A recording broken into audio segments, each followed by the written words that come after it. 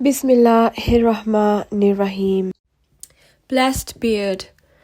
It is narrated by Ali al-Murtada that the beard of Holy Prophet ﷺ was thick and dense. Narrated by Abu Huraira that he said, the Holy Prophet ﷺ had a black beard. Hind ibn Abi Hala says about the beard of the Holy Prophet ﷺ that the blessed beard of the Holy Prophet ﷺ was thick and profoundly dense. It is narrated by Sa'd ibn Abi Waqqas that the hair of head and beard of the Holy Prophet ﷺ was black. Ibn Asakar. Narrated by Anas, he said that the blessed beard of the Prophet ﷺ was full.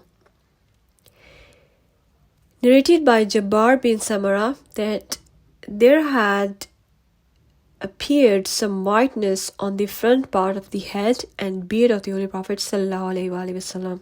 When the Holy Prophet ﷺ applied oil on it, they were invisible, otherwise they were visible. He ﷺ had a thick beard. Hakim 4202, Muslim 608384, Ibn Hibban 6295. Narrated by Anas that there were not more than 20 white hair in the blessed beard of the Holy Prophet ﷺ. Muslim 6089, Hibban 1395. Narrated by Anas that Allah's Messenger ﷺ did not dye his hair. His grey hair was only a little beneath his lower lip and his temples and a little on his head. Nasai 5090. Narrated by Abu Ayas, he asked Anas about the old age of Prophet ﷺ. Anas replied, the Lord Almighty did not make the Prophet ﷺ defective with whiteness in hair.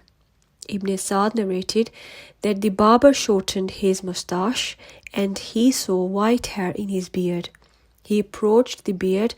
The Prophet ﷺ forbade him not to do so and said, those who will have white hair which will become blessed at the judgment day. Narrated by Nafi that Ibn Umar said, the Holy Prophet ﷺ said, do the opposite of what the pagans do.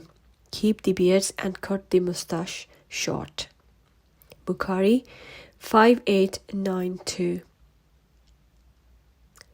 Narrated by Ibn Umar that the Holy Prophet ﷺ said, trim the moustache and let the beard grow. Nasai 1.